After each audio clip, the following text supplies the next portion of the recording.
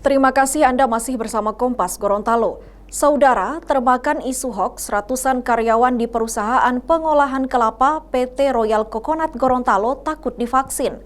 Namun setelah mendapatkan sosialisasi dari petugas Polda Gorontalo, akhirnya satu persatu karyawan pada Sabtu siang mulai divaksinasi.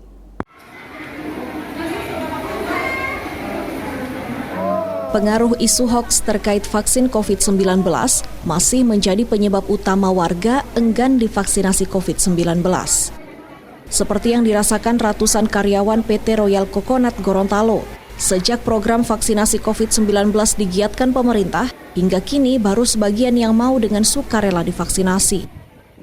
Meskipun sudah diperingatkan oleh pihak manajemen, 70% dari jumlah karyawan atau sekitar 700 orang sama sekali tidak mau divaksin. Namun, setelah mendapatkan sosialisasi dari Polda Gorontalo, ratusan karyawan di perusahaan ini sejak Sabtu pagi mulai menjalani vaksinasi yang dilaksanakan Bitdokes Polda Gorontalo. Awalnya kendala, tetapi dengan ada kunjungannya dari Polda, ya kita sangat terbantu dan ya syukur-syukur hari ini bisa tuntas lah. Kendalanya seperti apa, Pak? Mereka pada takut, mereka pada lari, tidak mau. Begitu. Alasan paling klasik ya takut.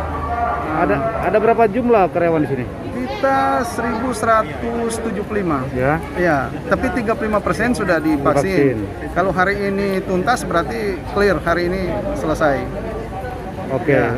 Ada yang karyawan yang takut divaksin? Banyak. Banyak. Banyak. Alasannya apa, Pak ya? Ya, bermacam alasan, tetapi yang pasti alasan paling center itu berita-berita itu karena berita bilang setelah vaksin ada begini itu yang mereka pada. Kapolda Gorontalo yang turun langsung memberikan sosialisasi terkait vaksin COVID-19 menyatakan akan memburu oknum penyebar hoaks yang selama ini menyebar hoaks soal vaksin COVID-19, baik yang disebarkan melalui media sosial maupun dalam bentuk lain.